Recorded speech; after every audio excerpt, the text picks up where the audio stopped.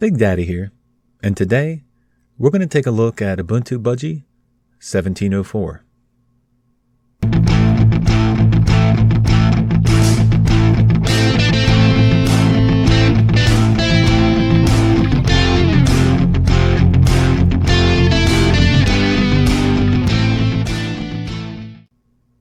So let's get started.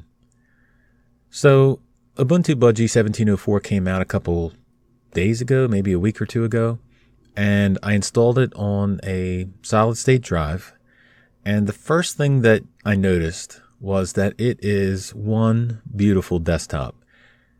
And out of the box, with the default settings, now I have switched the icon set and the wallpaper around, but regardless, out of the box, it is one beautiful desktop. Simple as that. The first thing you'll be greeted with is the Budgie welcome screen. So at the bottom, you'll notice all of the appropriate links like the Google Plus page, Facebook, Reddit, Gitter, GitHub, Twitter, and IRC. Then you come into what you're generally going to use the welcome screen for.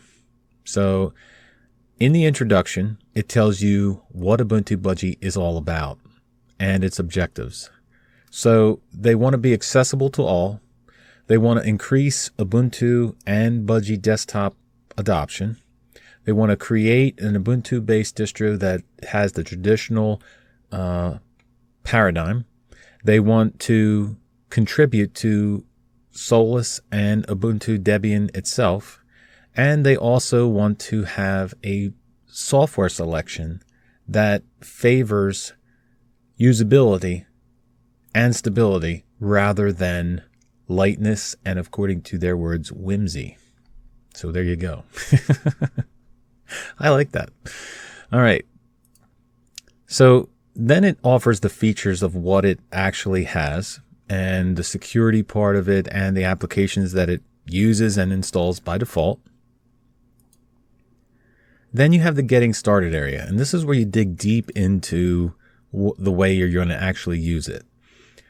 So the first thing you come to is updates and extras, where you would check for updates, which is probably the first thing you should do no matter what you would do, whatever distro you install. And you can also install the restricted extras from here.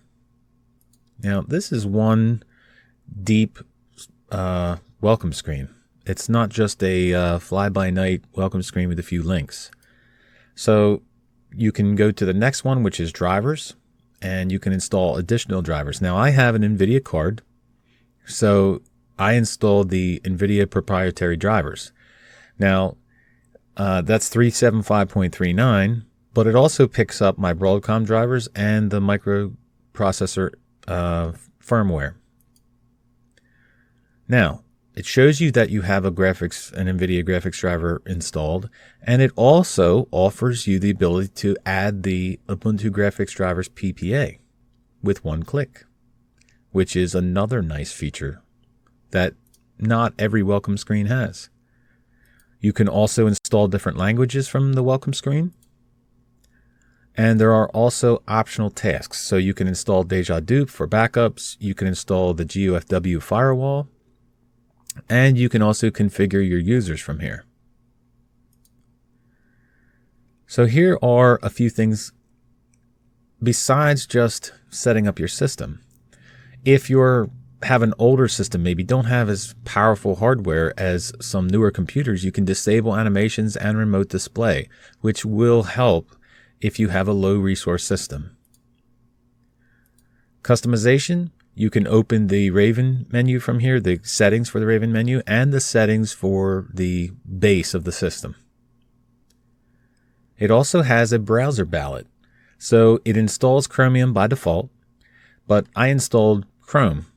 And you can also install Firefox and Vivaldi right from here, which is also something that not every distro has.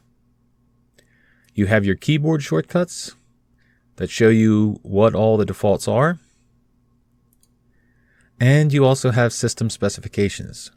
So this is Ubuntu 17.04. The kernel is 4.10.0-19, and I am running an i7 with 16 gigabytes of RAM and a GTX 960. And again, this is on a solid state drive, so it is not a virtual box. So I say it in every video probably, but I really don't care for installing things on VirtualBox because you just never know how distros and different operating systems are going to react to actual hardware. All right, that's it for the getting started area. All right, so the only thing that I would like to see in the getting, let me open that back up. The only thing I would like to see in the getting started area is a next button. So you wouldn't actually have to hit the arrow. You could just click these and just next through them without having, so when you're in here, you could click next instead of having to open this and go to the next one. That's the only thing that I would prefer to see. All right, so that's the getting started, and here is the recommendations. So if you'll notice that Budgie is version 10.3. So when you install Ubuntu 17.04, you're going to get Budgie 10.2 because 10.3 did not make it into 17.04 before the freeze. So in order to install it on Budgie, if you're running 16.04 and 16.10 Budgie Remix, you can just do a sudo apt upgrade. If you've just installed 17.04, you can go to where we are in the recommendations, and it will be the very top option when you come in here. So it is not the top option because I already enabled the backports. So if you scroll to the bottom, it shows you what you've already enabled. So backports repository is already installed, but it will have a button here to say enable backports. Once you click that button, and it will go through a process and then it'll say finished, you can then either go to the terminal and do a sudo apt upgrade, or you can just open up the software, go to the updates, and it will list the new updates, and it will install 10.3 for you. And that is the latest version. So from here, you can also install the Budgie screenshot applet. You can also install support for Flatpaks, Skippy, and Steam right from the welcome menu. And Snap support is already installed, so that's one that you don't have to do. All right, so you have the chat room on the right, community. You have the Get Involved page where you can support Ubuntu Budgie. You can do bug reports, and you can also donate through PayPal or Patreon. And I would say, if you're going to use an operating system or a distro, a specific desktop environment, I would suggest that you support that desktop environment, whether it be through PayPal or money, or whether it be through time and help with the community. One way or another, they can use your support. All right. The other things you have in here is you have the Software Center shortcut, and you have a default settings where you can, if you've played around with Budgie and you've done things that I want to get back to the regular settings, you can click this and it will allow you to reset the Budgie panels and get you back to where you started from. You can also, which the Arc theme is already installed, so you can apply that from here if you've changed something, but you can install the Material Design theme, Adapta, and you can also install the Material Design Vimix theme from here as well, which is a nice added feature. All right, so what is new in Budgie 10.3? Now that we know how to upgrade it and we've upgraded our system, well, the first thing is the MPRIS artwork downloading support has been updated. And let me open a few windows here to show you the Alt Tab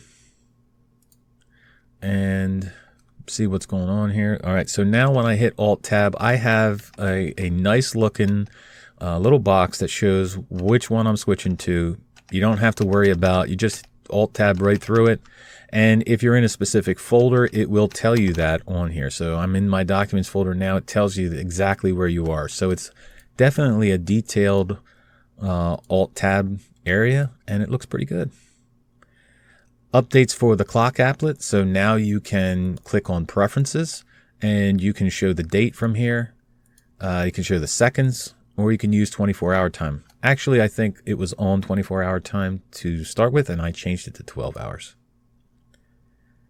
All right, so the Budgie settings now allows you to choose left or right. So if you notice, I have the buttons on the left, and that's my preferred way of having it. But by default, if you come into the Raven menu and you click on the settings panel, there's a new option here for button layout. And by default, it's on the right, the standard way to have the icons. But from here, you can change it to the left, which is what I prefer. And normally I would install Decomp Editor and I would go in and manually change the icon, the window borders to be on the left. But it's so nice to be able to just one click and have them on the left because that's where I want them. So every time I install a new system, I have to install Decomp Editor. I have to change them. But with one click, I can change them and be up and running. So definitely a welcomed improvement. So there's also other minor fixes, like when you have the panel at the bottom, things didn't show up right, different GTK theme things that were updated, and that's all welcome improvements as well. So that's what's new in Budgie 10.3. So let's look at what comes with Budgie. So you have a plank dock on your left, and I really do enjoy using plank. No matter what system I'm on, I usually install plank. You have a menu at the top, which is the Budgie menu, which has the recently, it sorts the folders and files by, or the applications, I'm sorry, by recently used. So anything that you've recently used is going to be at the top. All right. It does not have a favorites area, and there are a few settings with the menu itself. So if we go to the panel, and we go to the Budgie menu, and then we click on the settings, you'll see that you can show the menu label if you want it. You can use a compact mode. You can show headers, and you can have it hover, so change when you roll the mouse over it. And I would rather not have it hover, so that's the way I have mine set up. All right, so it is not my perfect menu. I would much rather see either a full screen launcher, 3/4 screen launcher, or a one that actually has favorites in it. So this is not my perfect menu, but it is definitely a comparable, usable menu. It works with the meta key. It's decently quick. It's just that it's not my favorite. It does look good. I have to say that. All right, I added the Places applet because I'm used to having a Places. That's how I normally get to my documents and whatnot. I have the icon in the plank, but I don't really use that. And I don't even know why I have it there, but I don't really use that to get to my documents and my videos and all that stuff. So with this one specifically for this one, it shows you your local volumes and your removable devices. Now, it does not show you the documents right off the bat. You have to actually click the drop-down arrow to get to the documents, pictures, and whatnot. So I would prefer it. And although this does have settings where you can remove the local volumes if you want to, I would prefer it to all be there in one menu so I didn't have to click the drop-down arrow. At least have a setting to where I could change that. But for now, that's the way it is. You have a clock in the center, and you have the status bar indicator area, panel area, whatever you would like to call it. But I have to say that this is probably one of the best default implementations of a panel indicator area that I've seen, because it has just what you need, but not too much. You have the networking icon. You have the notifications area, which that is also one of the improvements for Budgie 10.3, where it doesn't show you when you connect for the first time to the internet, because you get spammed with a notification saying, hey, you're connected to the internet, when you don't really need to know that every time you boot up. So that is one improvement that they've made. You have the volume indicator, you have Bluetooth, and you have a nice power options area where with one click you can drop down and see all the things that you need. Shut down, log out, restart, hibernate, lock. I'm sorry, log out is behind your username, but most of the things that you would use are here. And I think that's perfect by default to be that way. And the last thing you have is the Raven menu. Now, this Raven menu is awesome. All right, so you have a calendar by default. And below that, you have the sound input and outputs. And if you've ever watched any of my other videos, you know that I'm a big sound input and output changer guy. Okay, that's one pet peeve that I have. This one here is perfect because you open it up and with one click, I can change to a different, and as you can see, I have multiple input and outputs. I can change to any one I want and it changes instantly, which is something that should happen in any desktop environment out there. If it doesn't happen in any desktop environment, it should. That's all I'm saying. All right, so then you have the notifications area where you'll see different things. When something happens on the system, you could done copying files, that kind of thing. You'll also see it will be a red icon, depending on which icon set you're using. If you're using the default icon set, this will turn red when you have a notification. All right, and then you have the settings area. So in your general settings for the Raven menu, you can enable the dark theme throughout. You can use the built-in theme or turn it off. And you can change the theme for your desktop right from here. So it's on Arc Darker. I have installed a few other themes, but I left it at Arc Darker. The icon theme I did change. All right, so the default is Posilla. I think that's how you say it, Posilla. It is a decent icon set. It's just not my preferred one, so I just installed Obsidian to see what it looked like on Budgie, and it looks pretty good, I gotta say. You can change your cursor theme from here.